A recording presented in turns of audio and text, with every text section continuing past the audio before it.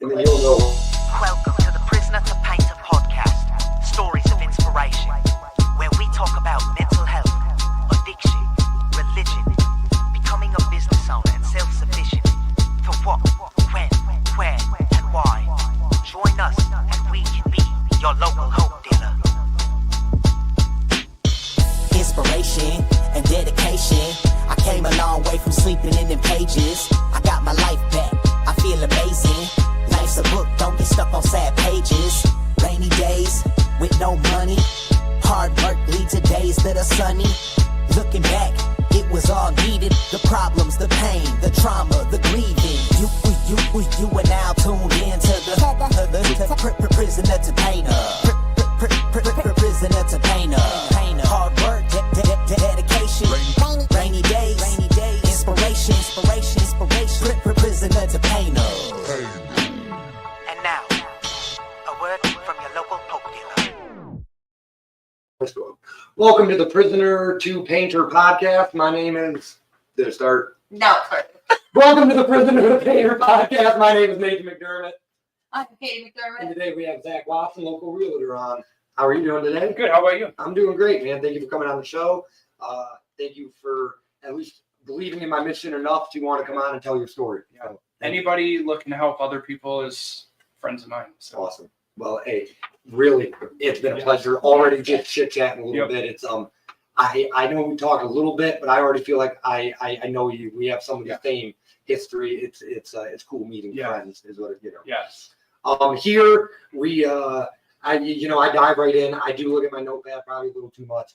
But I don't want to get lost. I try to keep on track. I like structure though. That's at least until you get to a point where things just flow freely. You Yeah. know what I mean? Well, and then I got to remember questions. And I'm just going to be honest. I'm trying to, like, in my head, remembers questions, but then I have on different people from different trades. And I'm like, I can't remember what to ask a realtor compared to a janitor or whatever. Well, and then to ask all these different, I don't know. It's like you're focused on the conversation and where it's going, but now you've got to remember questions. And Yep. So that's why I feel like just authentic, like as it flows, like. It's a conversation. I always Yeah. tell people that it's not an interview per se. Yeah. It's a conversation. Yeah. Yep. But Yep. you kind of start those with questions, right? Yeah, exactly. So, right off the rip then, how would you say your childhood was?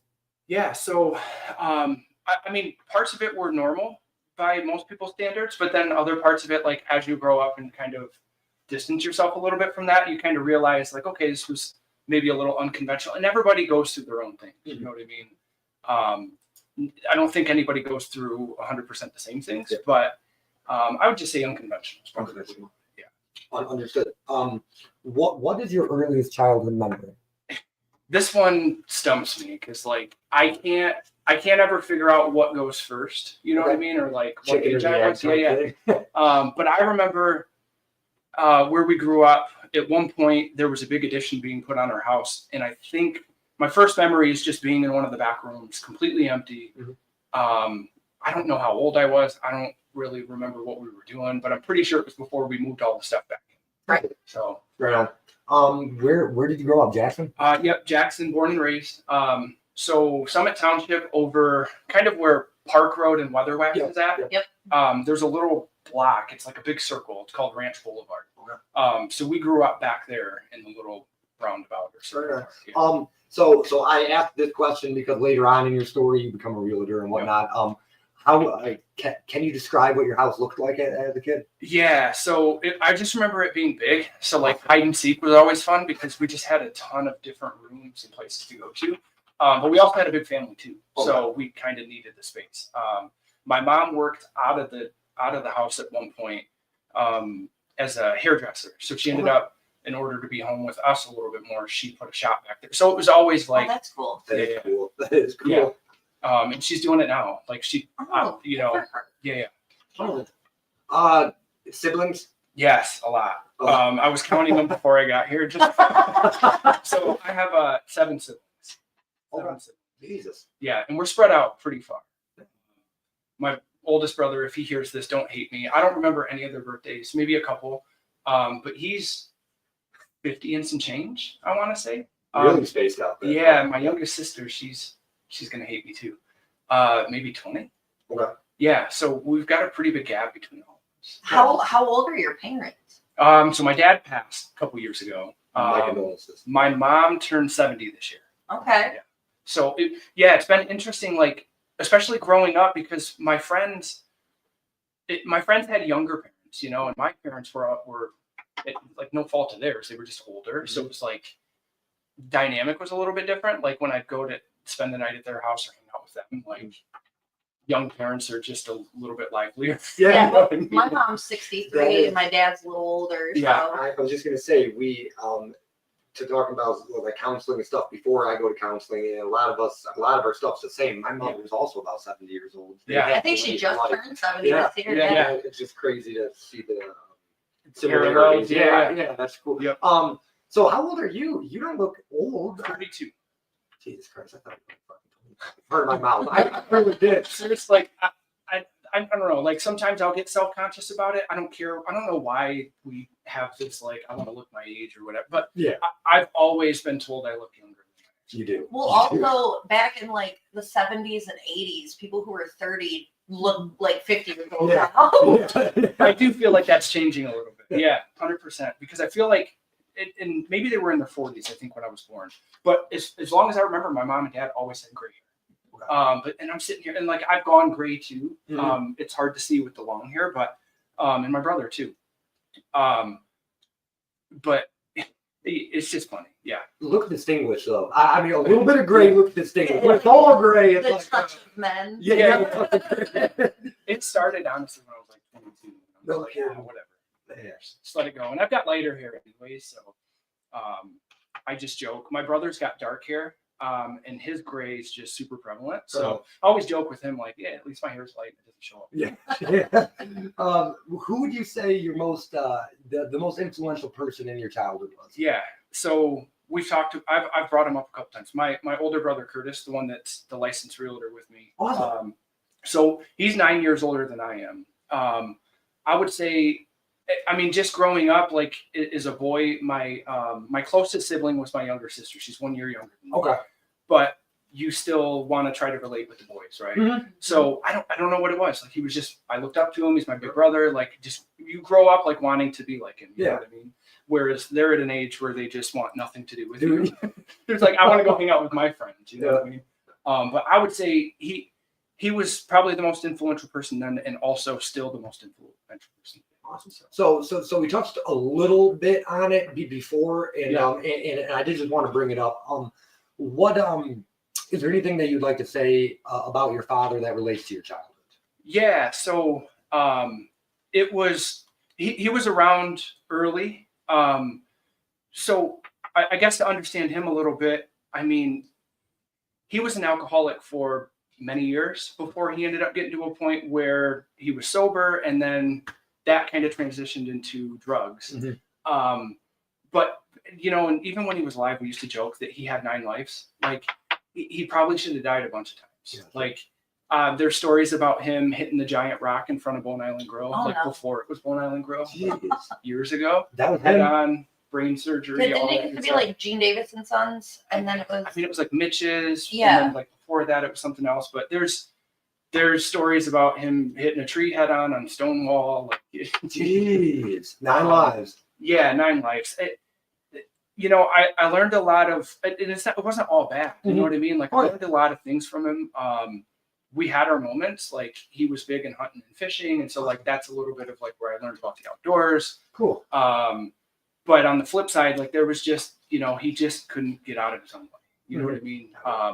Ended up getting to a point where, and this is where our dynamics with our siblings are really different, because I had like a whole, you know, there was 4 siblings that were kind of grown up and moved on before we got to a point where my mom divorced my dad. Okay. And so then me and my younger sister kind of transitioned to like, now we've got one parent. And so we all grew up differently than each other. And it's interesting. I would say all my siblings have different stories and ways that they look at it. How old were you when your parents got divorced? I believe around 3rd or 4th grade is when we knew something was going to happen, but I don't think it was final until 5th grade. Because I do remember getting involved with counselors at school. Like, I don't know if that was like, you know, try to help us through it or what, but yeah, I mean, as a kid, you don't, and I guess back in that point in time, you didn't hear about divorces as No, frequently. You did. And so I'm around all my friends, and all their parents are young and together, and like, you know, obviously you only see what you can see, but so it kind of hits you like my parents were the first, and so I'm like, man, like I didn't have anybody to relate to, couldn't talk to about it. It was interesting. Yeah. Well, geez, and then you grow up, and honestly, it's unfortunately it's more widespread than I like to. I mean, it happens a lot, really. Just as a kid, you don't see it, but really now that you're an adult, you're like, this happens to a lot of days. Statistically, it's 50%. Yeah. Well, and as I got older, I started watching my friends' parents do the same things, and so it was, it's interesting. I don't know if maybe they were just at that point in life because they were a little bit older than most, but yeah, after that, I think he really tried. Like, I don't think he ever intended for the things to happen the way they did, but we tried to work out, like, you know, split custody, I guess is a good way to put it. And that's where, like, some of these, because I was older at that time, that's where some of these other memories started popping up where I'm like, man, like, okay, that wasn't really, you know, a good situation. He obviously, like, I think my mom pulled that maybe after a couple years. And then pretty much we went to just, maybe we talked to him here and there. Yeah. He was in and out of prison. You know, couldn't really tell you what state he was in, what he was doing. Like, all we knew is he just wasn't really there. So this might be a touchy question. If not, I didn't prepare you for No, this you're because good. I just learned. But I love this. So they say I'm just gonna say the story, and then I think you'll know what I'm trying to ask. So they say there's two brothers. The dad's drunk. One grows up to be a drunk. One grows up to hate alcohol. Is there any brother or family member that grew up to be like him? No. Well, I shouldn't put it that way. I think everybody's different in their own degree, but it's interesting. My sisters are gonna hate me.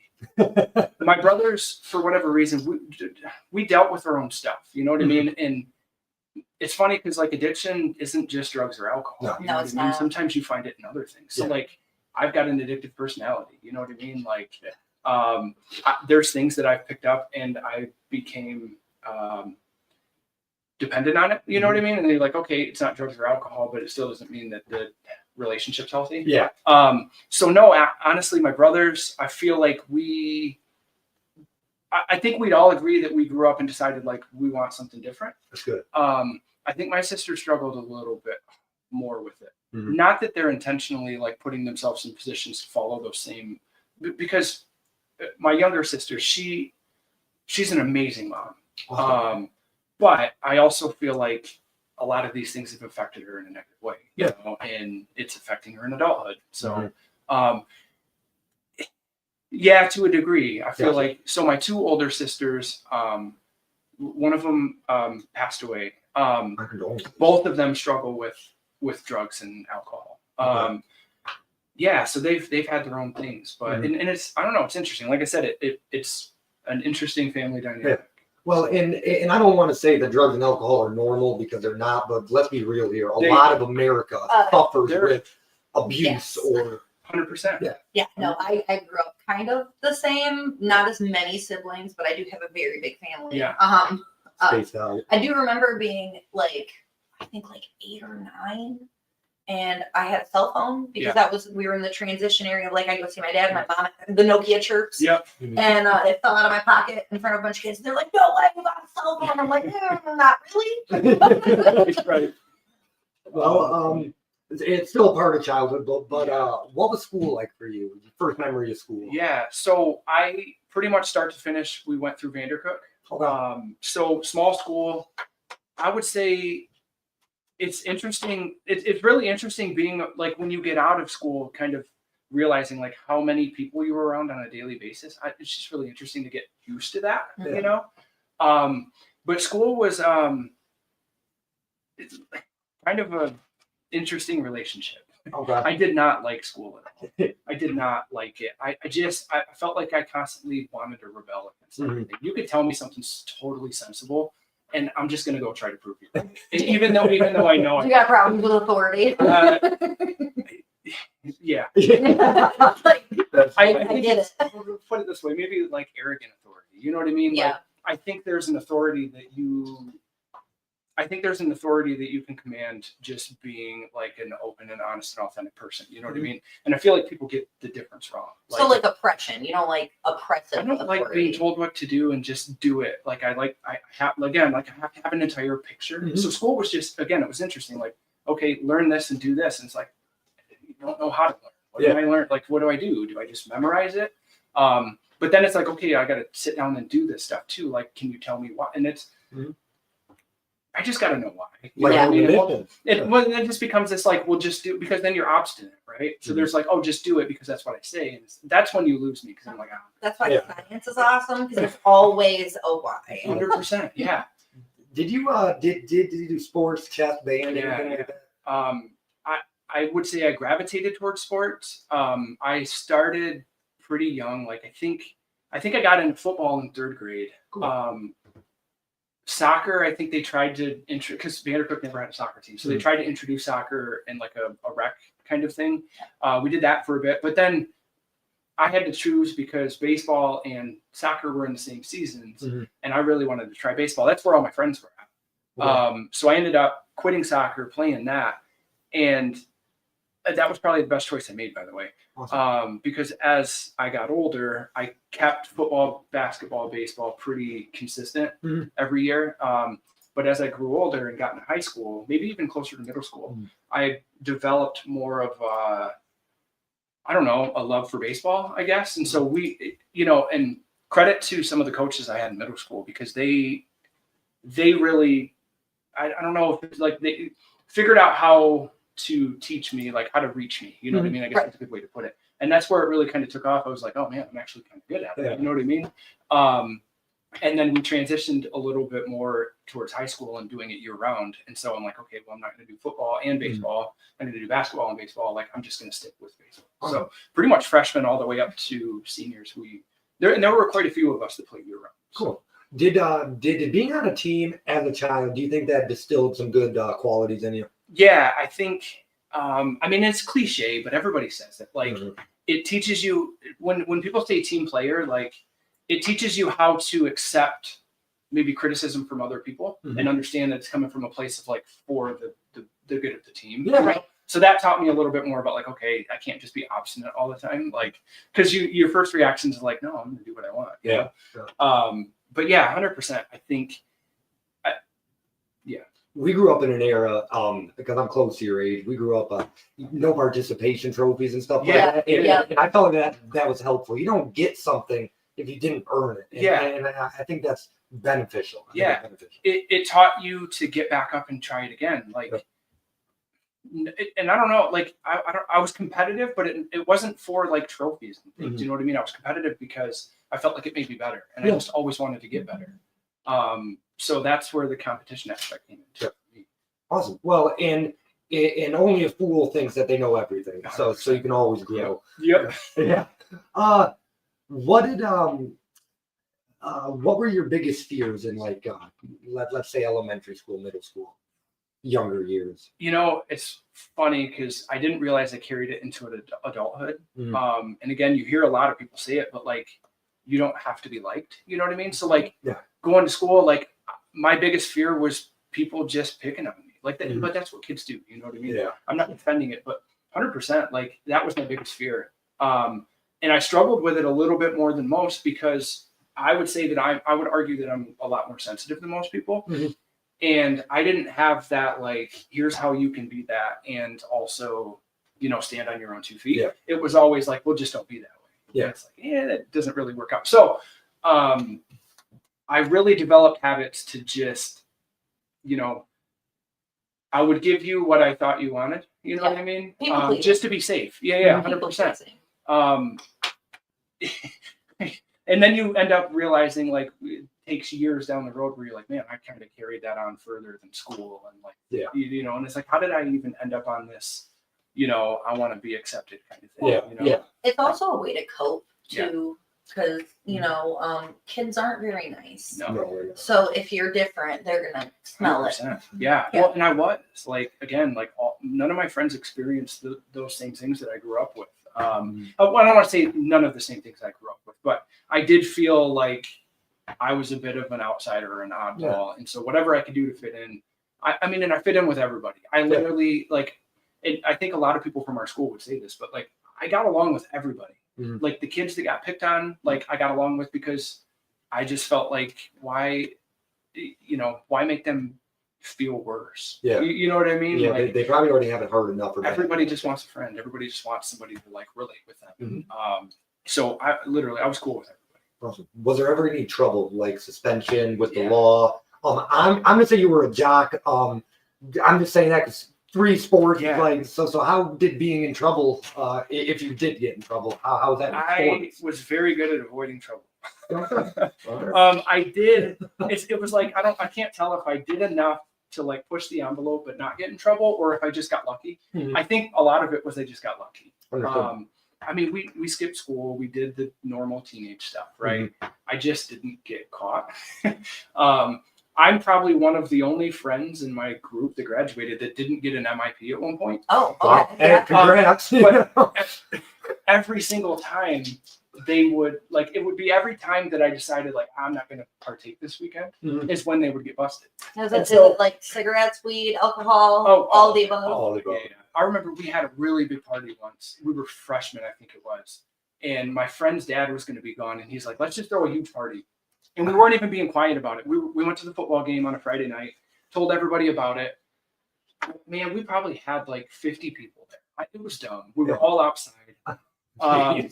So sure enough, the cops get called. I'm in the backyard and I hear somebody yell cops. And so we were gone.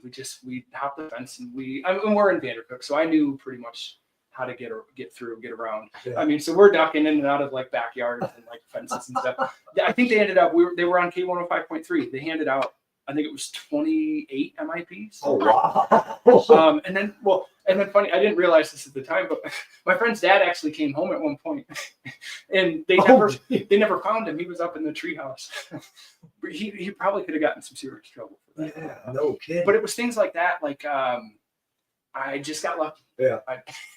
I had some friends that ended up graduating with like 3 or 4 MIPs. And it's like, I think there was a while there where they're like, are you sure you're not the one like tipping these people? I'm like, dude, no, don't ever. Yeah. You know? Man, wow, that's a funny story. Yeah, that's good though. That's funny. What was a very important lesson that you learned in your childhood? Man, that's interesting.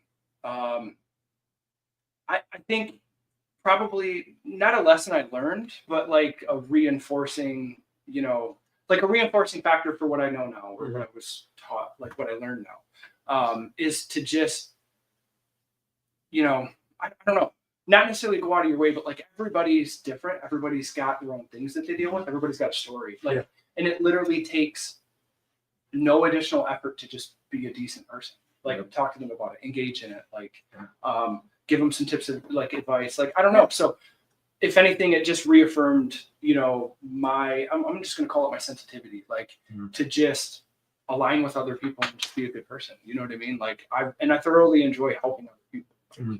Did that lesson help mold you into the man you are today? Oh yeah, 100%. Awesome. I think everything and it's funny because like as bad as things got, like I wouldn't change anything I went through. I wouldn't change any circumstance. Like all of that helped shape who I am, so yeah, I would say it definitely helped shape who I am. What, sorry, I apologize. Would you say that you're an empathetic person? Do you feel other people's emotions? 100%. Was it always that way, or did you get more that way? That's a good question. It was always that way. Through what I was taught as a kid, I began to bottle it. But then as I've gotten older and just accepted it, I guess, for what it was, like 100%, it's still just as prevalent as it was. So like a funny story, my younger sister, when she first started school, so I was in first grade at the time, she was in kindergarten. We get dropped off at the same time. And just being the big brother, like I just wanted to, I wished I could have gone like the whole day with her, you know what I mean? But I had this like extreme feeling of like making sure that she was safe and comfortable, because I experienced in kindergarten, right? Like you get around kids and everybody, like people pick on each other. And I'm like, how do you deal with that? And I'm like, oh shoot, like now my sister's going to go through it. You know what I mean? So like, I remember her first day, I literally cried when we had to get separated to go to our separate classrooms, just because I wanted to make sure that she was good. You know what I mean? It can be overwhelming. Damn good characteristic to have. But that's what I'm saying. It's like, so I started looking at it like, I don't care what people think. Like, it's kind of a superpower. I can walk into a room and tell you, yeah, you're not feeling, you know. Yeah, you can feel it out. Like, you really can feel the gross. I call it the gross energy, and you can feel the good energy. Yep, 100%. And it's, you know, once you figure out what's what and how, like, what you're feeling, it gets a little easier to determine, like, how do you exist within it, you know? So just knowing myself, like, I'm still on the fence on whether I'm antisocial or kind of like a extrovert is a good way to put it. You can be both. I took the Myers-Briggs personality test. Yeah. I am 49% extroverted and 51% introverted. Yeah. It's weird, isn't it? I feel like I love talking. I love conversations. I like social, but because I am the way that, like, it is extremely emotional. Like, it's just emotionally taxing. Yeah. Because sometimes I'm like, man, why am I feeling this way? And then I'm like, oh yeah, that's right, because you're feeling everybody else. It's funny you say that, because after this show, you know, an hour, 2 hours, whatever we take, I'll eat and then I'll be done for the day. Yeah, because it takes a lot. It takes a lot out of you. Yeah, I come not down like I'm depressed, but down like, okay, that was all I had for the day. I got nothing else. Yeah, I got nothing else. How do you manage burnout with that? Like, working with people, because say it's a people field. I'm still working on it, to be honest. I think my theory is, I don't say theory, I think a lot of people will point you to this direction if you go ask for help, is finding things that, like hobbies, right? Things that you can break away and kind of invest yourself in. But when you're like anxious and kind of the way that I am, it's really hard to sit down and break away from reality. You know what I mean? I'm a bit of an overthinker. So it's really hard. Like, I grew up playing video games. Like, I love video games. But now when I try to sit down, I'm like, I should be doing 85 other things right now. Why am I doing this? Yeah. So all I'll say is I'm working on getting better at, like, okay, this is my time. Shut my phone off. Like, self-care is important. And it's, sorry. I was just gonna say, it's kind of a cool, like, it's a journey. You know what I mean? Like, I'm on a journey to figure out what those things are. It's kind of like rediscovering. Yeah. Right. So I'm just trying all these random things. Like, one thing I learned is that you aren't allowed to do nothing. Like, you are allowed. You know, it's like you don't always have to be doing something. That's a hard one. Well, how are you going to do more things if you exert yourself doing everything? It's like cups. Your pitcher of water. If you try to fill every single cup up, you're going to run out. But if you like balance it accordingly, you're good.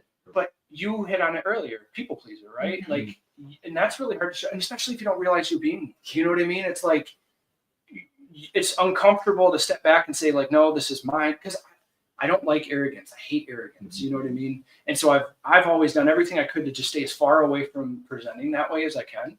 But to the point where I'm like, I don't even know how to be selfish. I don't know how to take that time and say, no, this is mine. I'm going to do this. But it's super important. Yeah. Yes, it is. So. Or, sorry, I am mentally checked out. Yeah, no, I'm like, I'm just kidding. The train is like stalling. Yeah, so Just blow the horn. I'm trying to get it going. So school, normal kid stuff. How would you say high school was? Did you do proms? Did you do dances? High school, I would say high school was where I started to, like, because you're getting close to adulthood. You're kind of thinking a little bit more independently. That's where more of my, like, get me the hell out of here started. Yeah. I don't know. And again, like, we had lots of friends. It wasn't even like I didn't want to go to school and see these people, but like, I just wanted everything I could do to distance myself. You know what I mean? I wanted everything to just get it done, get out, and just move on. Like, I had, like, I just want to live life. I want to do my thing. Like, so, I mean, and I have good memories, you know what I mean? Like, we did stupid things. Like, we had a lot of fun. I had a lot of teachers that I think back fondly on, so, like, it's not all negative at all, but, I definitely did everything I could to get out of Who was your favorite teacher? I don't really have a favorite. I have a couple that I just love the way they go about things, and I just felt like they got me. You know what I mean? Because not a lot of people got me. I had a sixth grade teacher. She ended up after we got out of her class, I think it was social studies, Miss Rudloff. Right. She ended up becoming the principal of the middle school. I don't know why. Like she got me. Cool. It was just one of those cool relationships. But I was always just goofy too. Like, maybe I can tell the story a little bit later about how my wife and I met. But like, I'm just, again, like I feel like I'm a social person. Mhm. So it was one of those, like I just say hi to everybody like in the morning, and I pass her all the time. She always just had to smirk. Like she knew I was up to no good. Like it, yeah. But there were a couple others that I would say, influenced me positively. Good. Did you? Did you graduate from Vandercook, and if so, how many people did you graduate? Yeah. Just so we kind of know how big your class was. I barely graduated. Understood. I joked that they just didn't want me back. It wasn't even that I wasn't like disruptive or anything like that all the time. But yes, I graduated from Vandercook 2010. I want to say we had a class of like 90 kids, but I want to say maybe 70 of us graduated that year. And I hope I did my research right here. When did you pick up sign language? Oh, that's fire. No. So I wanted to do it here. That was me just being goofy. Okay. I'm like, I thought I found something good, man. I don't know. Like, I guess I am pretty goofy. I like being goofy. As an adult, I've got to try to like open myself up to being that now. But I think when I started my Facebook, I'm like, look at all these languages. I'm like, let's just put something funny on. Mine's Pig Latin because I'm fluent in Pig Latin. So when I saw that question, I'm like, he Wow. probably saw Facebook. Yeah, I did. I tried to do a little dig, not crazy, but I'm like, okay, at least read the bio and get to I would know the guy. love to learn other languages. Like, Yes. what's crazy is I feel like there's language and perceptions interesting. Like, you can't literally explain things with words sometimes. Like you and other languages have other words and things to describe things that you wouldn't even know to pick up. It's Like, all phonetic differences. It's the way sounds are formed, Yeah. and it's crazy. like there's literally a study I was reading up on. I think there was an indigenous tribe on an island that we discovered back in like the 50s or 60s, Mhm. and they did not have a color or a word for the color blue. Mhm. And what these scientists ended up figuring out is like, because they didn't have a word to describe blue or a word for blue, most of them couldn't see the color blue. Mhm. And then it gets you thinking like, okay, I if it- also read about that. It's super cool. it was one of those weird perception shifts. Like, okay, because I literally don't know the word for something, I might not even recognize that it exists. And then That is a thing. They don't know it's a thing. Okay. There are a lot of words in like Japanese that you cannot translate because we don't have the words to fit the meaning of that word. Understood. Yep. Understood. So this is perfect timing for you to explain or how you met your wife. Yeah. Because you got married in 2016. How did you meet her? And when did you graduate school? What year did you graduate? I'm trying to link the two. piece it all together. Yeah. So I graduated high school 2010. Okay. We actually got married in 2014. Okay. So I met her. We went to school together. Pretty much, she went from kindergarten all the way up through high school. She was a year older than me though, so we didn't grow up in the same friend groups, and we just it's small enough school though that you'd know everybody. You know? We ended up getting together. I think it was the end of her junior year. No, the end of my junior year. So in school you guys. That's cool. Yeah. That's cool, man. High school sweetheart type idea. You're coming up on what, 11 years? So we celebrated our 10-year anniversary last September. Congratulations. But yeah, we've been together and it was crazy because it's every year. I'm like, man, has it really been 16 years? Like, yeah, we've been together for 16 years. Dang. Yeah. That's insane. Yeah. We've been married 5 this year, and I'm like, I can't believe it's been 5 years. Yeah. We got married super fast. Yeah. So. Yeah. Well, and I don't know, but we weren't super fast about it. But I would say that we held off on having kids for quite a while. Like, with the way that people were back then, like, I don't know. I just feel like a lot of friends and things like that had kids early. You know? It's weird to see people I graduated with that have like a 7th or an 8th grader this year. Right. What? Yeah. Like, it just blows my, I feel like I just graduated. Sometimes I feel like, and I don't want to speak for anybody ever, but sometimes I feel like maybe having a kid that young is the reason why some relationships don't last, because they're not old enough to, they're still kids. So how can you guys be parents? So I think that's probably a smart idea to hold off. Kids raising kids, you got to grow up, and growing up and raising a child while you're growing up is very hard.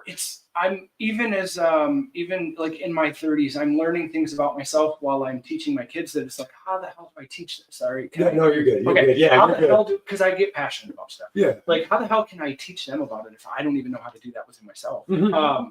Yeah. So yeah, I'd agree. Like, it's either going to help them and propel them into like just growing up really quick, or it's going to, they're going to struggle with it. Is it helpful or is it hurtful? Is what I try to ask Yep. myself in a lot of scenarios. That's kind of what my sister experienced. So her senior year, she ended up getting pregnant. Okay. And yeah, so she experienced kind of the complete opposite. Again, like, she's an amazing mom, you know what I mean? But I think it hindered some of the other things that she, because when and you didn't necessarily ask me about this. If I'm ever long-winded, just cut me off. No. Hey, no. Today is about you. I threw the question. I'll throw the notebook. It's about you.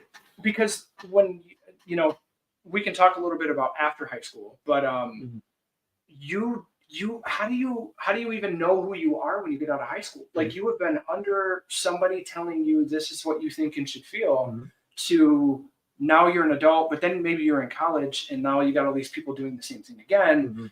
And then you get out in the real world and you're like, man, like, I don't really like this. I don't like that. Like, you put it into practice, right? Yeah. And then you realize, oh shoot, like, I didn't even know that this is me. And now all the things that I just did don't even align with me. I actually have an experience that kind of. Do you think you'd like high school you would like adult you? We'd get along? You know what's funny about this? Yeah, I think we would get along. I do. I think, sometimes I just want to hug him. You know what I mean? Awesome. Like, because I was not easy on myself, so yeah, I think we'd get along. He'd probably be a bit of a dick here and there. Yeah. I probably like 15-year-old I me. was going to say that's growth. You want to hug your younger self. I want to punch my younger self in the face. I mean, don't get me wrong. Like, I look back and it's like, I did some stupid shit. And it's like and then there's a little bit of like, you feel a little bit bad, like, man, why was I that way? Yeah. Like, but that's why I say, like, I want to hug my younger self, because honestly, like, I wouldn't be who I was if I didn't go through all that stuff. Right. If I wasn't the goofy version of myself, or if I wasn't the idiot that did the stupid things that we did. Awesome. That's awesome. So right out of and I guess I should have explained. I do this just to keep myself on track. Yeah. Don't ever worry. If I never asked it, you have something to say, say it. Today's about you. After high school, what happened? Like, I mean, college, job, what was next? So that's where, when I mentioned I worked at Trips. So my senior year, I have zero clue how I did this, because I don't know where you guys went to school at, but the Career Center here in Jackson, right? You had to have a certain amount of, like, you had to be on track to graduate. Yep. With your core, I don't even know, your core courses. Okay.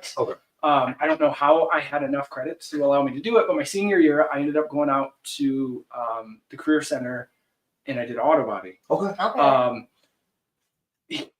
Primarily, the Career Center was a push to just get out of school. Yeah.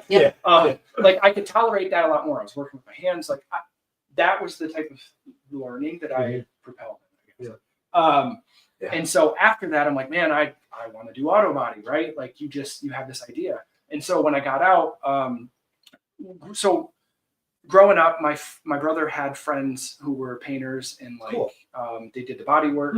And so a lot of them happened to work at Trips. No kidding. At one time or another, multiple times with separate, like, I probably met a couple in of them. and out, in a revolving door. Yeah, Trips is like a revolving. Yeah.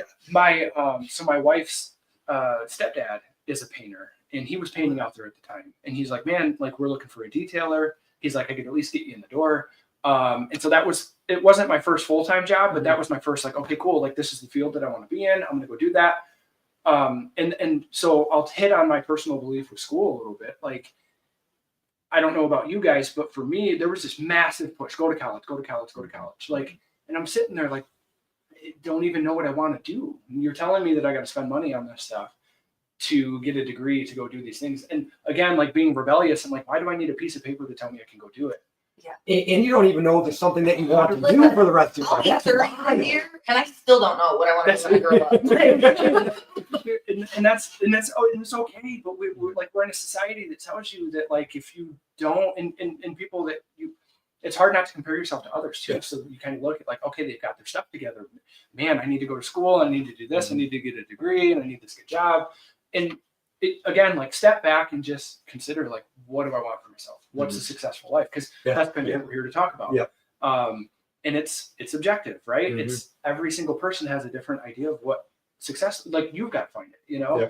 And then once you find what that success looks like to you, and maybe it is like grinding 100 hours a week to make all this money to do these things and live this life. But like for me, it always felt hollow because I've tried that. And I'm like, okay, I've got like all these different set of beliefs that, you know, here's what I think my successful life looks like. But so I did the trips thing for a little bit. I learned very quickly that that was just not what I wanted to do. I loved it. I liked working with my hands. But I don't know, something was missing. Yeah. And so I think I ended up quitting before the deadline to get into college. And so I jumped in super quick. I ended up getting accepted into Baker. Good for you. And I started classes like that fall. Right on. I went for accounting, I think it was. I don't know why. It's not that I don't like math, but like I didn't ever feel great with numbers. Like, I don't know, accounting. I'm like, okay, cool. Like I can make a lot of money. I'll get a degree and and everybody needs an accountant. Yeah. And so the cool thing about that was I think the first year I did one full year of accounting classes. And then over that summer, I did an internship with an accounting firm. Cool. And that's when I realized like, oh shit, I don't want to do it. I lasted about a week and a half. And like I was just processing payroll. And I'm like, you know what? Like I was just kind of looking, and no offense to the people I was working with, but I'm kind of looking around the people that I'm working with and like, and it's cool if you guys like it, but like I don't want to be like you. I'm gonna. Yeah. So I got out and literally switched my major right away. No good. I switched it to marketing. So just to step back a little bit, I did that because, so when I was young, like, so growing up with a single mom, she did everything she could to provide, but like we grew up on one income and she's a hairdresser and she's just like make a ton of money. You know what I mean? Yeah. So when I got to the point where I was old enough, I got a job as soon as I could. Cool. She ended up, there was a franchisee for Marco's Pizza at the time, the one on Horton Road. Yep. He was going in and out of their shop, like, trying to promote themselves. He brought in sandwiches and stuff. And she just loves talking to people. So she's like, oh, my son's turning 14. How does he get a job? And he ended up hiring me. Cool. So I started there when I was 14. I ended up working in and around or with Marco's until 28. Said you made it up to a manager, if I read that right. You made it up to Franchisee. Franchisee. Okay. Yeah. Okay. So, back to college, I'm like, okay, cool. Like, I don't want to do accounting. I don't want to do auto body. I'm like, and knowing all these things about myself, like I have a problem with authority to a degree. Like, and by then, like I've worked with enough people, like whether they were bosses or leaders, that I'm like, I just don't agree with the way that you guys go about this stuff. So I ended up feeling strongly about like, okay, I'm just going to do it myself. I'm going to do it the way that I feels right. And that's where it brought up this idea of like, I'm going to own my own Marcos. You know what I mean? I just, at that point in time, I had it in my head. I'd been there for like 4 or 5 years. I'm like, I'm just going to own them. And so I started taking classes to figure out like, okay, would it help me to do that? I think I ended up lasting about another year before I just dropped out altogether. Understood. Yeah. So what did you want to be when you grew up when you were a kid? Like something crazy, something Astronaut, realistic? lawyer, I probably have a stronger pull to be an astronaut now than I did as a kid. Oh, wow. Okay. I think it's more relevant now. Yeah, really, it is. Yeah. I don't know if I ever focused so much on, maybe it was short-sighted of me. Like I wanted so bad to just get out of my situation. I didn't really think like, here's what I want to be. You know what I mean? I'm really glad you asked that. I'm really glad you said that because that really to me speaks to stories. So I wanted to be a lawyer. Yeah. Our childhoods were different. Some childhoods, people don't even want to think of what they're going to be because they're not even thinking that far because that's, so I'm sorry that I'm sorry that I don't know. Okay. Yeah, no, I get what you're saying. I don't know. There were probably different. I didn't want to confine myself. I don't know, and I'm still kind of this way as an adult. I don't want to confine myself to one thing. Like I want to explore all. Like I'm curious. I like to explore, and I want to explore all of it. That's why like science is my thing. I always knew Yeah. I want to do something in a science. I didn't know it was going to be a social science.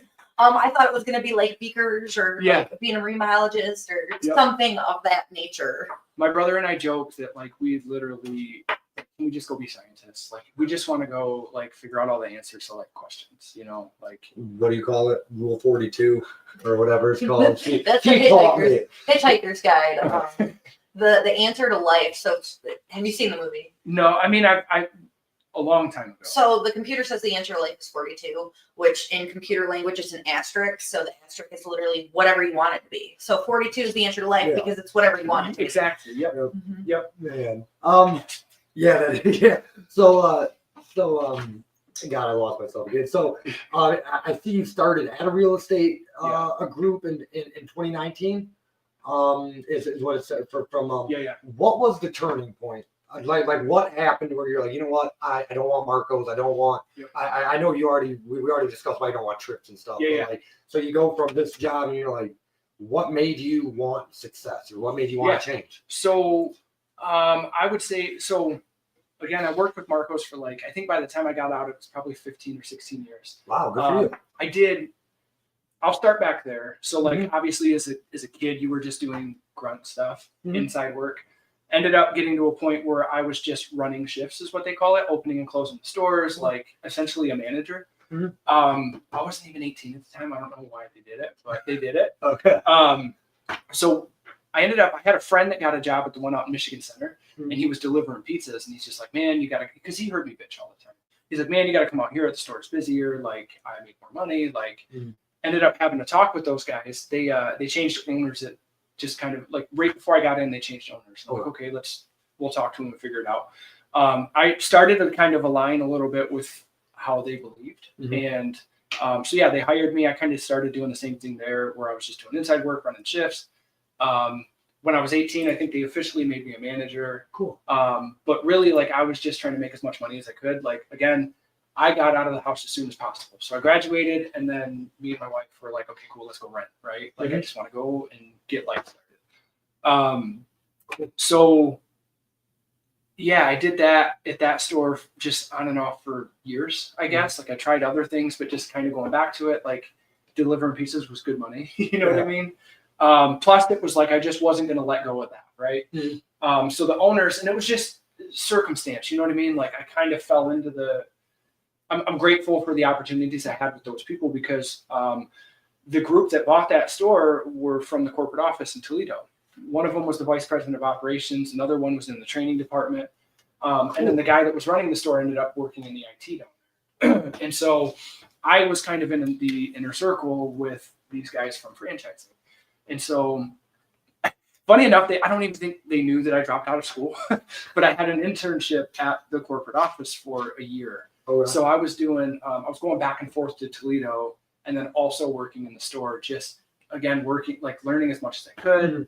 I through all that, I experienced like what a lot of people might experience. Because again, we're here to talk about success and like, that's where, I mean, in growing up through school too, like you always just have people telling you can't do something for whatever reason. And once you realize that all they're doing is applying their own limiting beliefs to you, then you're like, okay, but you can't help but take it personal. So I remember being there at the corporate office, and again, like I worked with the operations department. Again, I hate arrogance, but like I'm confident in the fact that I knew how to run a store. I knew how to do it well. I ended up he was the owner of our store and the vice president of operations at the time. There was an opening for a franchise rep. So these guys go around and make sure that all the individual franchisees are adhering to, the corporate standard. It's like Marco policy. When you go here in Jackson, it's the same as when you go to Ann Arbor or Florida or whatever. Like a brand rep. Yeah, pretty much. So they were hiring for one. And I'm like, cool, perfect for me, right? Like I could do this stuff all day.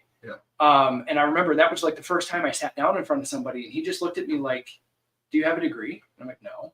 He's like, well, why would franchisees listen to you if you don't have a degree? And I'm like, Okay. And he's like, have you ever operated? And I think the question was, have you ever operated your own store as a general manager? And I'm like, you know that I haven't, because your general manager works here with you too. Yeah. Like, Yeah. you know what I mean? And so basically it just kind of took that, like, somebody told me I couldn't do it. And so, and even this isn't the right way to go about it, by the way. Don't do things for other people or to prove them wrong. Mm-hmm. Do it for yourself. Yeah. But I ended up kind of getting this like chip on my shoulder where I'm like, okay, cool. Like, fuck you. I'm going to pretty much go do it and show you. And then I'm going to rub it in your fucking face. And so I did it. I ended up. Awesome. I love that. I love that. But again, like, it's hollow though, because that guy probably hasn't even considered me. You know what I mean? In the last 10 years, like, I haven't talked to him. He probably doesn't even give me a second thought. And here I was holding on to this, like, so you've got to find your own inner, like, you know, but it did, like, there's kind of a little bit of power in that where it's like, fuck you, I'm just going to go. Well, it's like operating out of spite. Well, and sometimes getting a chip on your shoulder throws you into a successful route. Like, it's like, you say I can't, well, I'm going to, and then you find success in that sometimes. Again, being rebellious. Well, there's a difference between being driven and being out for revenge. Yeah. Like, you can do something out of spite in a driven way, but you can also do something out of spite to get revenge. Yeah. But it really, like, I don't know, like, I would look at, like, a lot of the things that I went through, as much as they sucked, like, taught me what not to do. Like, it helped me with leadership. I'm like, that's not a leader. I'm sorry. Like, I would never sit in front of somebody and tell them, you can't this, you can't that, you can't this. I'm going to give you, like, okay, here's some of the things that might limit you, but like, here's some ideas to get around it. You know? And I carried that into, by the time I actually was a franchisee of my own stores, I carried that into how I operated those stores. So I think it was, what year was it? 2015 is when because at the time we had bought a house, we were kind of settled here in Jackson. We sold our house and moved to Fort Wayne, Indiana. So we were there for 5 years. We ended up taking over a failing store down there. We had some experience, and I say one of the partners from that store ended up kind of breaking off, and he's like, hey, like, I want to do my thing. Would you operate it? Right. And so it was a sweat equity kind of thing. Like, I didn't have all, like, these tens of thousands of dollars to put up for this business, but he did. We had a franchisee who was obviously willing to sell, and we got a good deal because it was a failing store. And so, yeah, we literally picked everything up, moved to a different state. And we did that. And it was an experience. You found success before 21 or 22, I think is, and that's an interesting thing too, because you're walking into a store that you're taking over as a franchisee, and I'm literally like the youngest person there. It's interesting. Well, this is what I like about interviews, is what I think, and the guest always changes my perception or my mind. So to me, the success was going and selling houses. I was unaware that you found you have had multiple successes in your life. But there's a different theme with success though. Like, I found success in, like, a lot of people's idea or frame of what success is, but like, my success is just getting up and never stopping fighting when I got knocked down. That's why I'm here doing what I'm doing now. It obviously didn't work out with that down there. There was at one point where we ended up buying another store. So this would have been our second one that we pulled in, which was awesome. Like, we were like one of the fastest growing stores with the one that we had bought and turned around. Cool. We just couldn't get the cash flow to work itself out. So we were struggling here and there. We picked up a second one, and this is where things kind of fell apart. My previous partner, I don't know if he'll ever see this. I've got him on Facebook, but I love him to death. I wouldn't have ever gotten to where I was without him. Like, I'm grateful for everything, but like, I think it's when I started to feel there was maybe like, I don't know, maybe it's communication, maybe issues between us. Like, I just didn't 100% agree with some of the way that things were going. And we ended up taking over a second store. It failed very quickly. I think 3 or 4 months, we ended up just closing it. But in that course in time, I was so invested there. And it was an hour and a half away from where we lived in Indiana. So I was commuting back and forth and trying to keep the other one that we were still trying to make good. It was rough. We had a couple things, like I said, a couple things come up and go on that I got to a point where I'm just like, you know what? My daughter was born at the time. I think she's probably 6 months old at the time. And my thought changed a little bit. It was just like, you know what? Maybe this specifically isn't what I want to do for the rest of my life. And I kind of felt like, okay, let's just find a way to get out and we'll figure it out from there. And we stayed down there. I loved living out of state. Like, don't get me wrong, Jackson's cool, but it was an experience. We were on our own. Like, we created a whole life down there. Yeah. The mall in Fort Wayne is like a whole different culture. It's crazy. Well, and like where we lived, we had 3 different Chick-fil-A's in either direction you could go to. There was like 3 different, like, have you seen the big, like the updated Kroger's that they've done with the big salad bars and stuff? Yeah. We had like 2 or 3 of them that we could go to at any point. Like, it was a bigger city. There was more things. Again, like, we were on our own, and I think we were growing, like, me and my wife were growing a little bit differently, like, together. It was just, I look back on our time down there fun. Like, it was, I don't regret doing a thing ever, you know, like, did it for good reason. You try it, it doesn't work. And then you, again, get up and figure it out. So, like, I ended up just walking away completely from those stores. We didn't have any equity that I made money. Like, I literally just walked away from it. We tried to stay down there. I tried to do a couple other, like, odd and end jobs. And then it was just kind of like, you know what, like, all our family's up here. My daughter, like, we had just had our daughter at the time. I'm like, let's go back. Let's kind of figure things out and then go from there. We didn't really intend on settling again. Yeah. But when I moved back, because this leads into real estate, I ended up, I didn't get out of the Marcos completely. There was a franchisee who's doing some really creative things with pulling funds from China is what he was doing. So essentially it was what do you call it, like an immigration type program where they invest a certain amount of money or a certain amount of hold a certain amount of employees and you can gain citizenship. And so he was going over there kind of pitching these ideas about these franchises. We had trained him in one of our stores and he and I just clicked. Like, everything that I believe in, you know what I mean? Like, he was just right there saying the same things, you know? I'm like, man, like, we've got the same vision. Let's go for it. And so once I was done with that, I ended up getting a call from him and he's like, man, like, we're working on either taking over or putting up 200 stores in Florida, Georgia. He's like, I don't know how it fits or how it works yet, but, like, I want you down there to help me open this one. So we were working on getting back settled here in Jackson, and I was flying back and forth to Florida for, like, I think it was probably 4 or 5 months.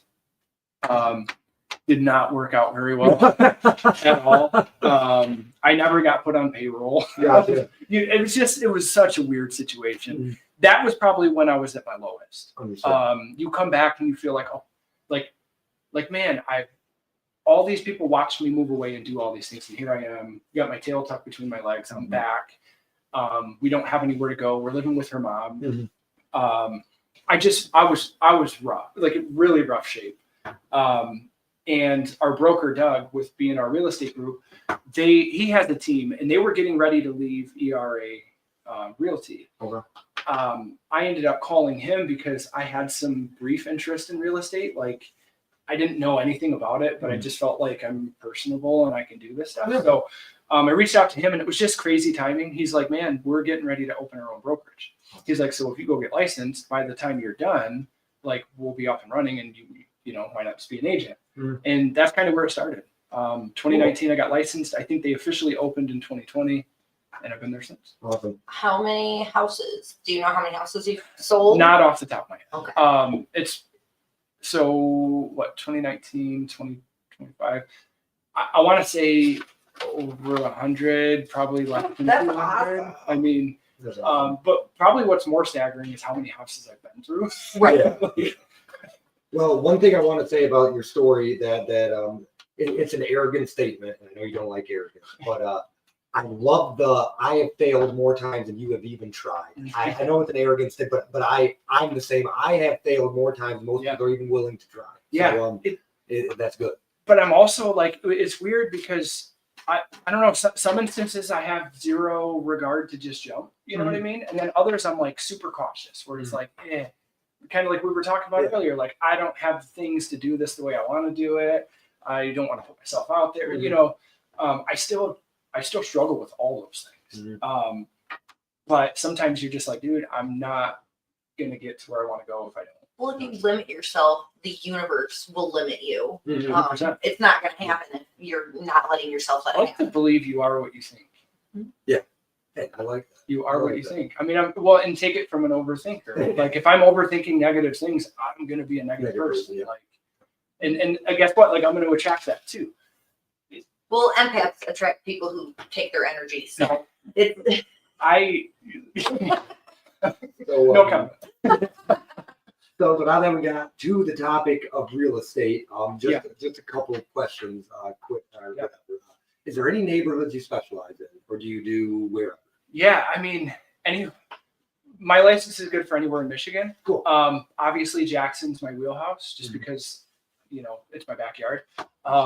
Probably more so than anything, I would argue is like right around where I live.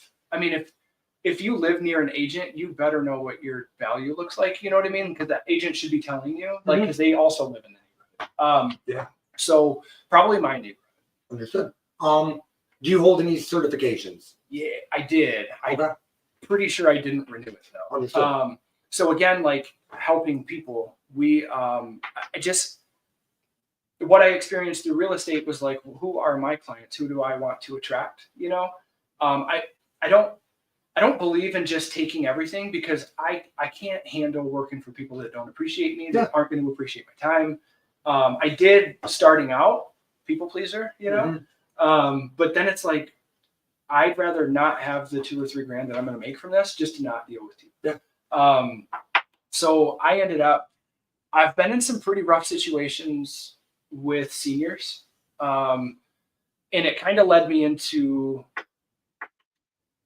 a couple things. I got a designation for senior real estate services. Like, so essentially how to help people, like, how can I approach people and not even sell, you know what I mean? Like, it doesn't matter if you want to sell or not, but like, how can you age in your house? How can you, how do people determine what's the best move for them? Because I've been in some situations, like I had this one lady, her husband had dementia, I think, and he ended up passing. She had some terrible heart issues. I don't even think she'd get up and walk. Her dog was just peeing on the floor. It was kind of rotted out at that point. Like it'd been a while. And those were the things that kind of pushed me, like, okay, I can impact these people. You know what I mean? She didn't have any family. And that also led me into, I'm also on the advisory board at the Department on Aging. nice. So it's just. So it was a thing for accessibility and longevity in your home while maintaining like personal safety. Pretty much, yeah. And because it doesn't always equal selling, you know what I mean? Like, maybe what you can do is just find a way to live more comfortably, or whatever. So like, we get a lot of people, and I think what Jackson struggles with right now is like, everybody wants a main floor condo. Yeah. But if they do come available, there's 100 people looking for them. And on top of that, there's just not enough of them, flat out. So I kind of look at like, okay, how can I help either solve all these problems, or how can I service these people that maybe don't have options, right? Like maybe they can't afford to go to a senior care facility or whatever.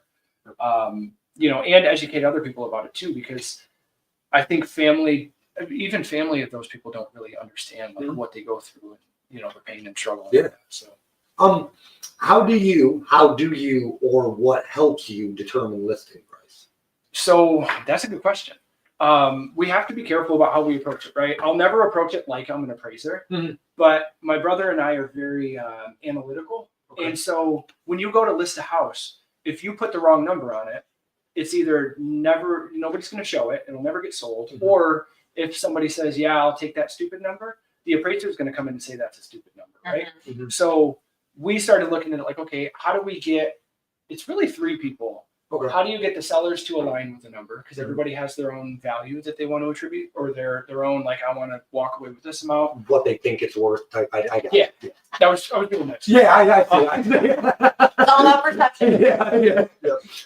So you got, these guys that you're kind of trying to keep in line. You've got what a buyer's going to think, and then isn't the appraiser going to come in and agree too?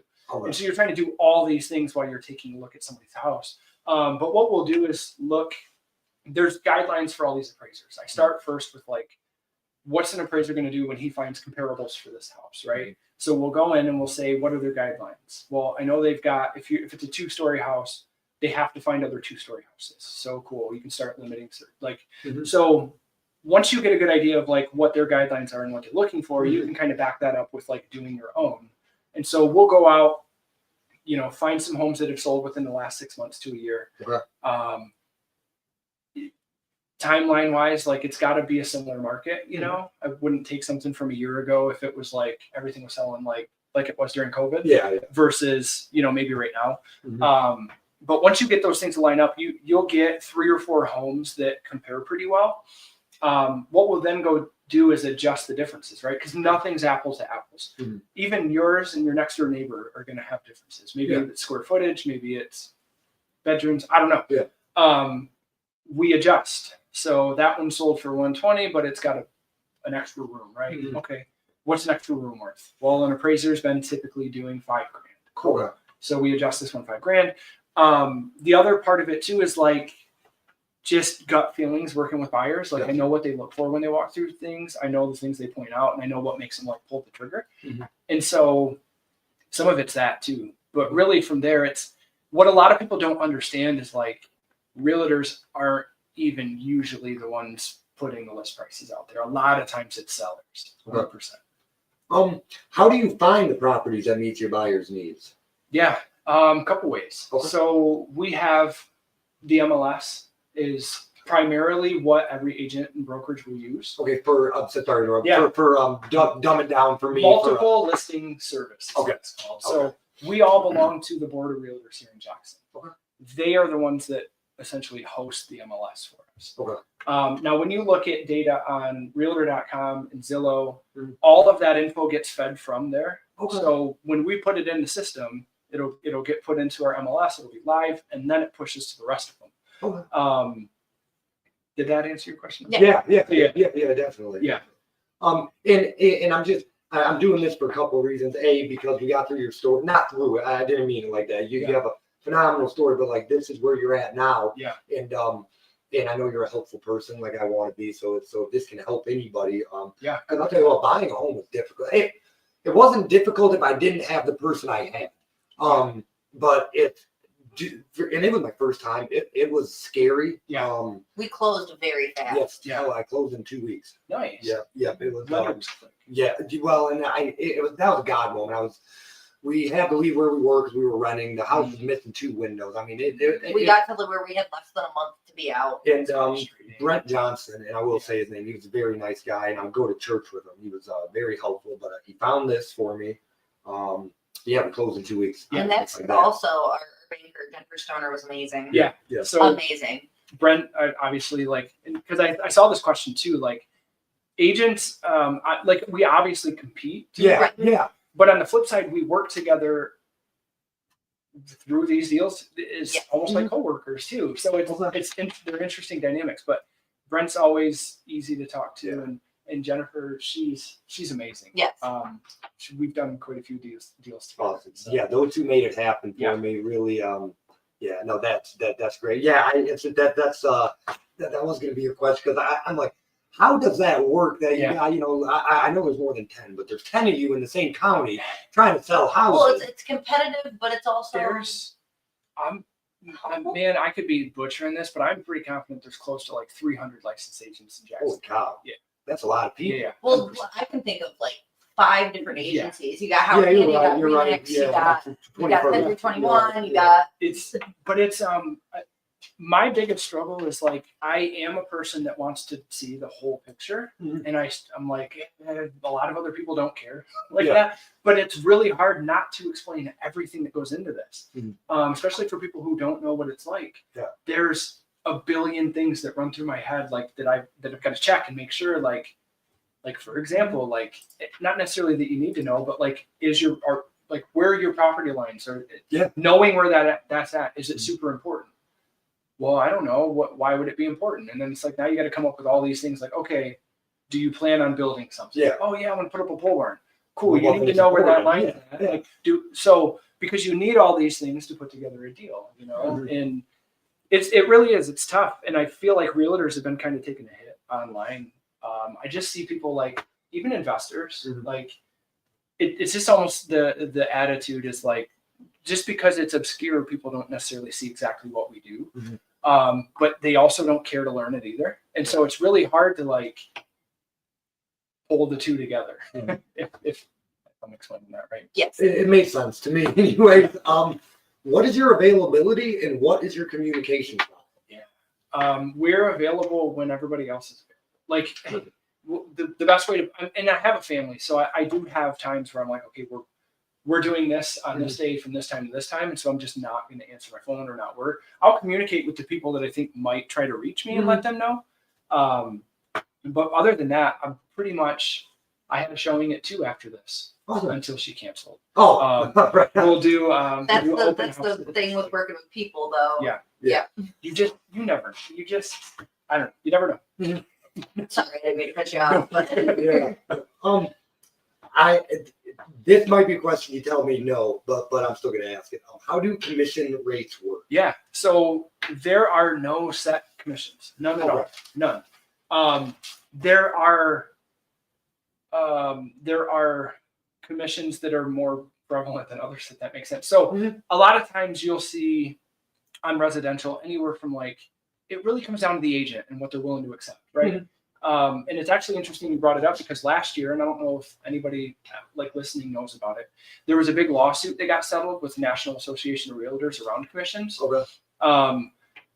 A lot of it had to do with disclosing and things like that. So a lot of people don't think about real estate almost like, and I'm not talking about court or anything like that, but when you go into court, you know who's representing who, right? Yes.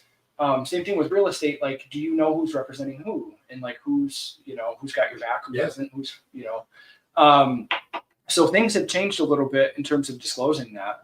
But really what I do when I sit down with the seller, the way that it's kind of been typically, unless somebody says otherwise, you would sit down and negotiate an overall commission percentage. And then we would then go from there and take that and say, we don't have all the buyers, right? There's so many other agents, and I can't tell you how to get to those buyers, So what we're going to do is we're going to throw some of this commission up and say, bring us those buyers, cooperate, right? Yeah. So you'll essentially, it's really whatever you negotiate. So there could be some people at home that say, I think you're worth 5%. I think you're worth 4%. I think you're worth 7, 8. There's really a lot of different numbers. Is there a cap off? Is there? Not that I know of. I just think it comes down to, like I said, if somebody ever signs somebody up on 10%, it's probably they really want to sell. You'd have to make an argument for like what you had to do to get that sold, because a lot of it, when I take on a listing, I'm also investing in it, time, money. So I kind of, you go about it like, is this going to be worth both the money and time I'm investing in it? So a lot of times when you get a seller who maybe, like we were talking about, hey, my property is worth $250 and maybe it's actually worth $150. Yeah. It's kind of hard to say, yeah, let me take that on and pay for all this marketing, pay for these photos, just to get down the road and find out that you want to call somebody else. And then you probably owe money or I guess, or that you'll never sell.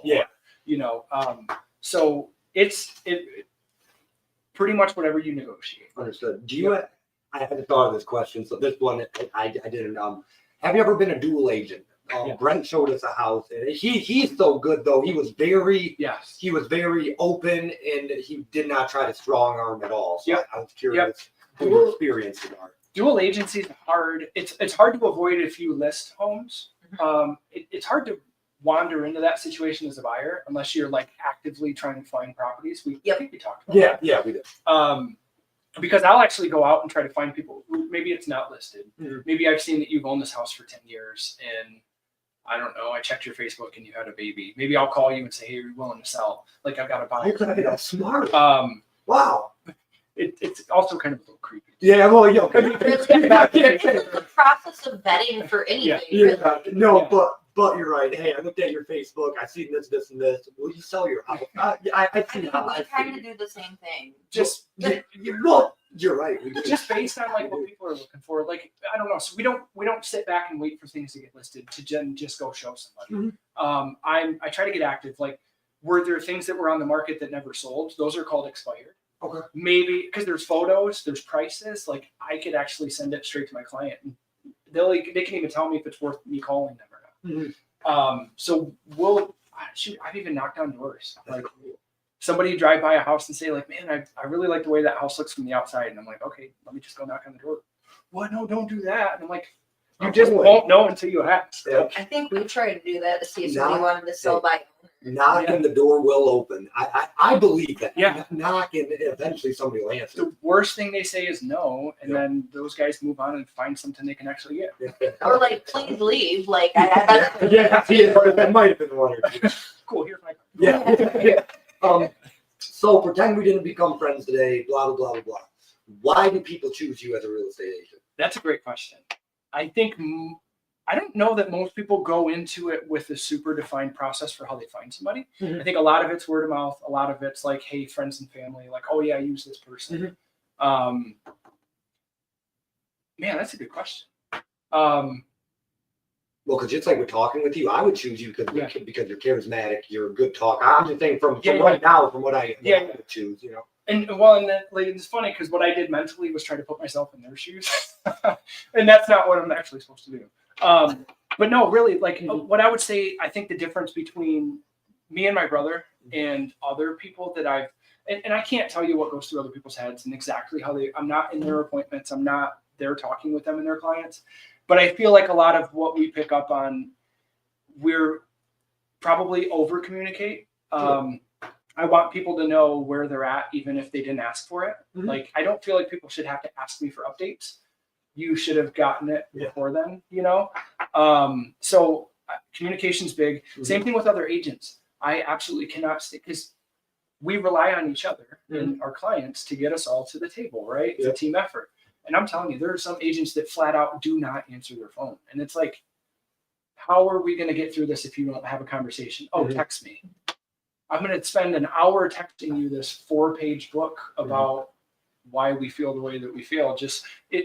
So communication, the other thing, like, and it's hard to sit in front of others. Like if we were sitting here talking about me listing your house, I don't know how to do it and not come off arrogant, but like, I give a shit. Yeah. Like I literally will put myself through sleepless nights if I'm not getting, if I'm not doing what I said I could do, if I'm not doing enough, if I'm not so I will literally bend over backwards for anybody to help them sell. Well, I feel like people confuse passion with arrogance because if you're passionate about something, it's going to be a higher energy.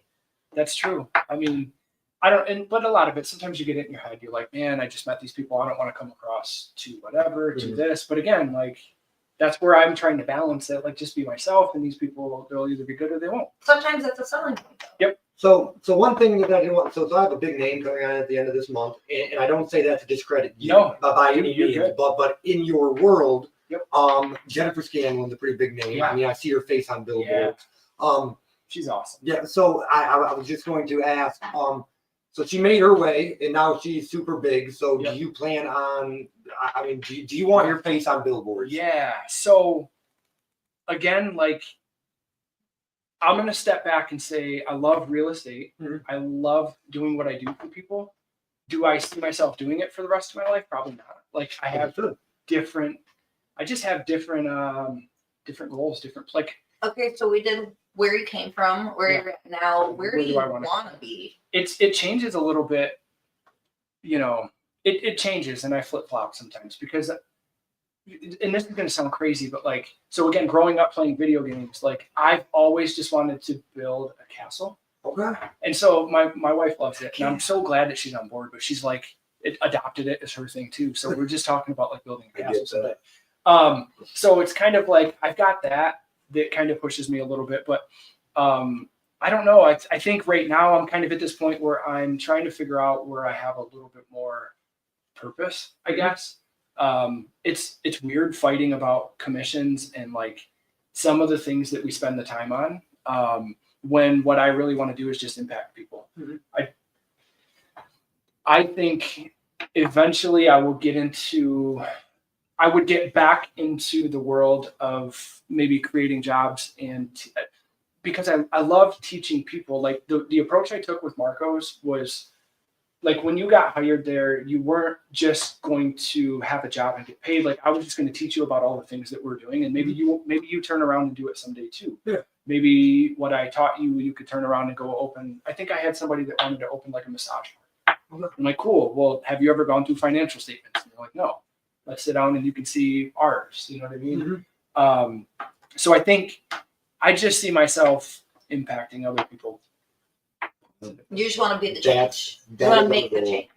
That is literally our goal. The older I get, the stronger I feel to stand up. You know what I mean? Like, because it's easy sometimes to just like, it doesn't impact me. You know what I mean?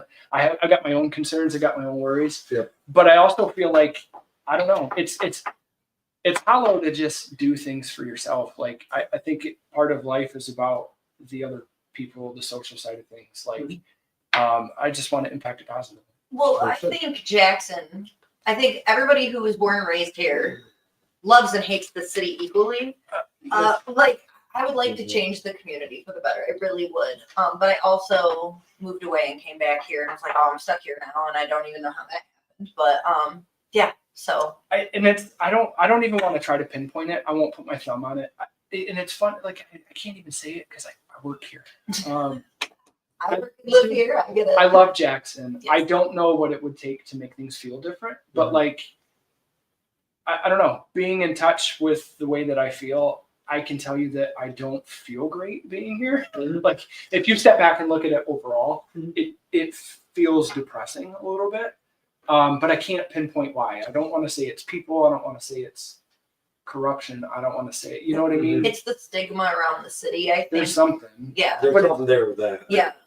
But I wouldn't even necessarily say stigma because I think some of the things have been proven time and time again. Like, you know what I mean? Like if it keeps happening, it's more of a pattern than a stigma. Well, I mean, the stigma is the negative connotation surrounding the pattern. That's a good point. So, it's just about getting people on board for the same vision, I think. Yeah. So one last question before we get to our wrap up questions.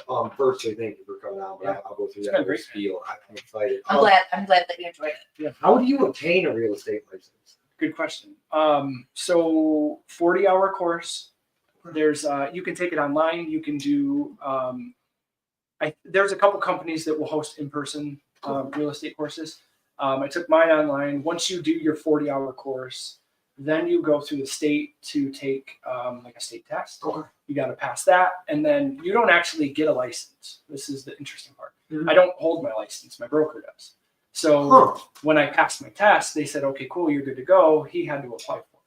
Oh, so like, who's your broker? We'll give them your He holds information. my license. Okay. Yep. Okay. And that's essentially our oversight. So I'm part of why I made the decision to get into this. Like it aligned with when I moved back from Indiana, I said I will never work for somebody again. I will never be that person. I don't know. I didn't want to do it. And so real estate worked in the sense that like the broker's not my boss. He can decide to kick me out of the brokerage, but like he's not calling me like, what are you doing today? He's not calling me saying, but he has oversight, right? Like, okay, we maybe shouldn't have put this document together because it opens us up to liability or whatever. And then from there, his oversight is the Jackson Area Association of Realtors, then Michigan, then national. So we have, but I essentially operate my own business within this business. I guess it's a good way to put it. That's cool, man. Yeah. So we have the same wrap-up questions. So all the questions do differ throughout the show, but the wrap-up questions are about the same. Is there anything I missed that you'd like to cover?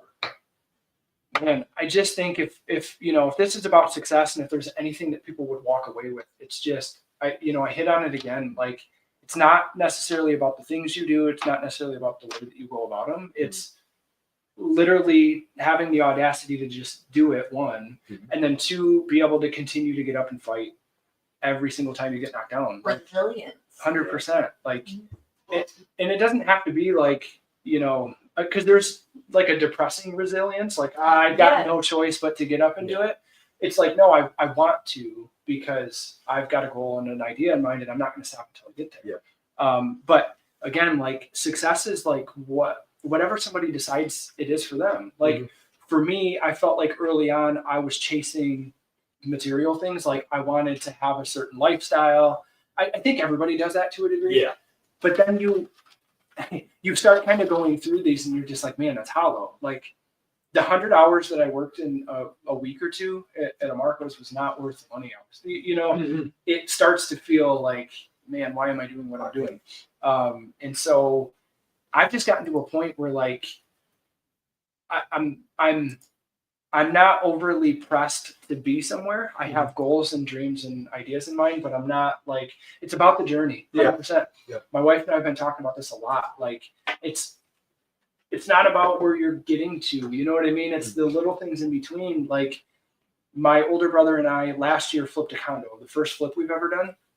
And we don't talk about the money that we made from it. We talk about the silly shit that we did while we were flipping it. Yeah. Like, oh, you remember when we did this? Or like, oh, you remember that? Or you remember how much it sucked? Like, those are the things that we talk about. Those are the things that we, you know, that give you the sense of like success. Yeah. I guess is a good way. Perfect. You led me right into it then. Going from where you were to what happened to what we are now, what you are now. What's your definition of success? Perfect. See, I kind of make it important. Man, it's really, I can't stress it enough. Look inward. It's not on the exterior. Understood. Never find it from somebody else or in somebody else, I guess. So the only other, thanks for coming on. I have some questions. No, I know. Yeah. I'm wrapping up mine. How? This is the last question until I present you with your gift card. How will you know when you made it officially? So kind of back to, I am making it. Making it. Yep. I like that. Okay. Yep. I don't think there'll be a point where I step back and say I made it. I did it, because and especially for me, my anxious brain, there's always going to be more. Yep. There's always going to be, okay, cool, I did this, now it's here. Like, I think the easiest thing to do is to point to, like, I don't say normal or average people, but like most people generally start making a little bit more money at some point in their life. It doesn't really impact, I don't know if you've seen this, but it doesn't necessarily impact them in a positive way. No. It's the journey. Yeah. So I made it as long as I'm enjoying the journey. Perfect. I'm in the boat still. Oh, hey, yeah, Katie, I'm stealing your water. If there is one word that could sum up everything you went through till right now, what would it be? One word.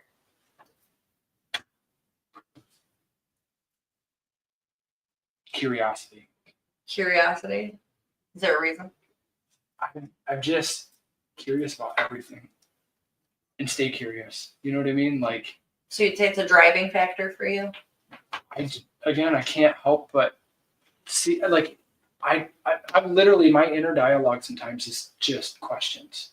I wonder why this, I wonder why that. And then I kind of go on rabbit holes. Like, okay, I just feel like every little bit helps. I mean, I talk about perception a little bit. Like, I don't remember the first time you figured out how big space was. And you were like, damn, like, we're kind of small. We don't really mean much. Like, why are we so, it's just like this massive perception shift that just, you can't help but look at everything else differently after that. I feel like I'm kind of in search of a bunch of those things. You know what I mean? Like, everything changes once you experience it. And the more you start experiencing those things, I don't know, it's just, it's growth, you know? I look at things totally differently now than I did even a year ago. And I'll be different 10 minutes from now than I was now. Dude, you're so damn educated. I like the way you sound. Very educated. You do. Again, like, I'm an overthinker. I think all these things help me though, you know, like, I taught myself how to learn. I constantly check in with myself about, hey, am I going about this right? I'm just, you know, maybe in my head a little too much, but like these things push me to like, okay, I want to read about this. I want to read about that. I want to learn this. And like all these things full circle just, I don't know, encompass me. If there's any advice you could give anybody on how to get to a point in their own success, what would that be? Literally find the definition, number one. Like you've got to have a roadmap, right? If you don't have a goal or an aim, you will never get anywhere. Actually, I mean, you might get somewhere. It's just you'll never end up relatively close to where you think you might want to be. Mm-hmm. So define it first, and then again, just keep getting up. When you get knocked down, just jump. Like nobody, I don't know. I've heard people say it like people are critical, but like, you know, get it out of your head that like other people are, you know, judging you, or, you know, don't be afraid of somebody saying, hey, you're doing it wrong. Don't even be afraid to fall flat on your face, but like learn from it when you do, and don't do the same things. So like, if I ever got into owning another restaurant, and again, like I love the guy, I would probably approach a partner differently than I would now, or just not have one. Yeah. That's just a lesson I learned. Yeah. So as long as you can do that, keep your aim in sight, you know, but I think staying in the present is super important. Yeah. We have the habit to dwell on the past. We have the habit to just get lost in like, where am I heading? You miss all the important shit right now, because you could be dead tomorrow. You just never know. So awesome, Zach. Thank you for coming on. thanks for having me. Yeah, that was great. So the gift card today is just from the BZB Cafe, Busy Bee. Candies, Busy Bee Cafe offers delicious food in a casual setting with friendly service at low prices. You want to add the Busy Bee to your list of favorites, located 225 South Mechanic Street, Jackson, Michigan. Phone number is 517-784-8120. One more time, that's 517-784-8120. So breakfast is on us. Oh, thank you guys. Yes, sir. I appreciate it. Seriously, thank you again. Yeah, man. no, Thank it was you. great. you. And thank you guys for joining us. See you next Monday. We'll see you next week. time. Yeah, we'll see you next week.